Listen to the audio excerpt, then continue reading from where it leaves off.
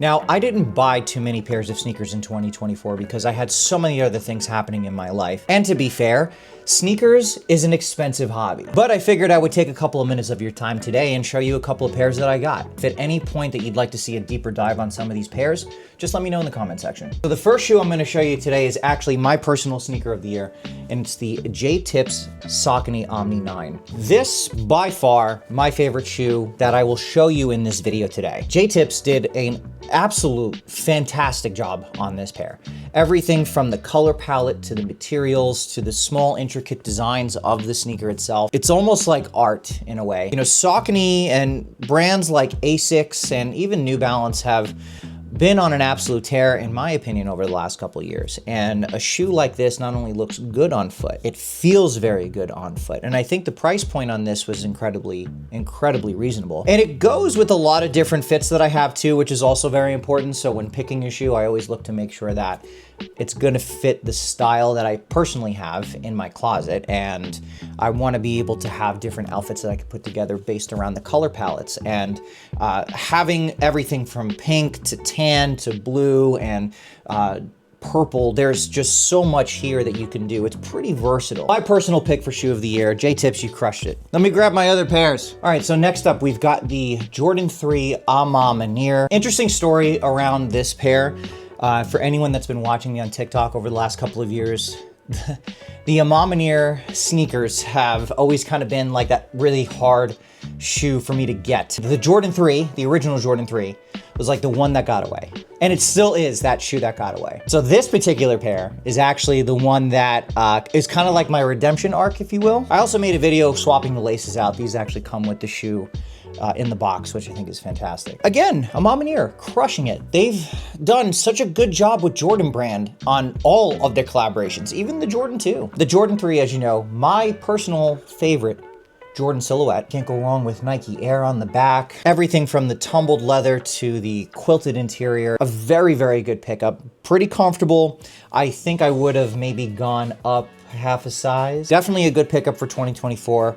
Kind of helped me close that loop of redeeming myself for missing out on the original 3s. This shoe actually kind of surprised me. This is the Jordan 1 Low Mocha. I remember going live on TikTok when these dropped and they were sitting. A lot of people were expecting these to go very, very quickly because of the colorway, right? In my mind, I figured, you know what, if they were gonna sit, they're probably gonna go on sale. This is a good shoe that will work not only in the gym, but it'll also work for your everyday outfits. I'm a big fan of earthy tones, so this is a really good pick for me. I will say that if you do wear a baggy pant and it covers the back of the shoe, it'll look like a Panda Dunk.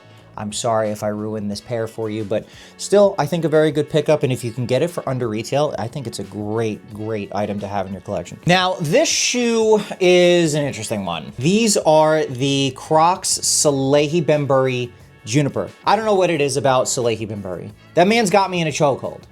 Pause. Everything from his designs, the materials that he picks, the vision and the creativity around his sneakers have been just hitters. I actually wore these on a hike. I did a video on my TikTok about these, kind of going over how they felt, how they held up in a hike. You can even see they're a little bit dirty. But I like the way these fit. I'm gonna be honest, they do look really weird on feet. I don't know if this is a shoe that you should wear as a casual shoe. I think what's really good about the undercarriage of the shoe, because it's so heavy, is if you're gonna be walking around rocks or any rough terrain, these work really well. And the color's good. I think these will look better when you get them a little bit more dirtier. That's just me. But very impressed with the Juniper. I might actually dive in on this shoe very soon. So you guys let me know if you want to talk more about this one. All right, I got a few more to show you. Let me go grab them. All right, so these guys right here, this is another Slei Binur collaboration, but with New Balance. Heat Be Hot. A very comfortable shoe for sure. One thing I'm not entirely happy with is actually the cork interior on this one. It's not entirely forgiving. I thought it would be. It is a unique addition to the sneaker itself, but after a while, it does get a little bit hard on the heels, so that's just one thing to be mindful of. Again, great color palette from Slei. He's been crushing it with the different colors that he's picking for a lot of these designs. The materials are really great. These work really well for everyday wear, for sure. I've worn them in the gym. I've worn them with some of my outfits. The materials hold up pretty well in different types of weather. Yeah, great pickup for sure. Don't really have too much else to say about this. This is a great shoe. This shoe, or one of the shoes in the pack, because there are two different colorways, I would say get them. Really great Really great pair. Now this shoe brought me back to high school. These shoes right here are the Kazuya Mishima Tekken 8 Foamposites. It's a mouthful for sure. I haven't owned a pair of Foamposites since I was a sophomore in high school. This is like, we're talking 20 years ago, okay? What can I say about this? Impressive. I was shocked at how comfortable and also how good they look on foot. The team at Bandai Namco, the Tekken 8 team, they did a really fantastic job of kind of bringing the video game character and the lore behind who Kazuya Mishima is into a shoe. I think was a really great idea. And of course, you guys know in a previous life, playing professional fighting games, I had to have this pair. I actually got it when I was attending a fighting game tournament in Las Vegas called EVO. We actually had to be at the Tekken 8 booth and on the sneakers app at the time that they announced the launch, so I was able to get myself a pair because I was physically at the event, which was really fun. They did release another colorway. It was the Jin Kazama colorway, which is essentially this, but just in a lighter colorway. Really great pickup. I love the actual design on the bottom of the shoe, which is really fun. The material on the shoe is supposed to match his leather jacket in-game, and you can actually wear these in-game, which is pretty cool too. I think if you're a Foamposite fan and you're a fan of Tekken, these are a must-have for sure. All right, we're coming down to the wire here. So this is the Jordan 4 reimagined bread colorway. This was on a lot of people's list for sneaker of the year. I totally understand that. Obviously, I missed out like a lot of people did a couple of years back. It's a classic colorway. You can't go wrong with it. Jordan 4s, for me, are not that comfortable.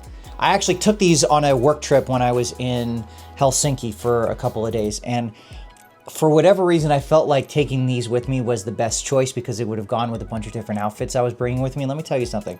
Walking the cobblestone streets of Europe in these had my feet barking for days. So I don't necessarily think this is a good shoe to wear if you're gonna be walking the cobblestone streets of Europe, but if you wanna wear it as an everyday shoe, you could definitely get away with it. This shoe has kind of reminded me that Jordan 4s are not as comfortable as I thought they were, which is why I prefer to go with the Jordan 3 anyway. It's got the classic look that we all love, but yeah, no regrets here, but definitely don't want to wear them as, you know, for the long term. So there you have it, folks. The sneakers that I picked up in 2024. Let me know which one is your favorite, and if you want to see a more deeper dive on any of those shoes, let me know in the comment section. And also, which shoe was your personal sneaker of the year?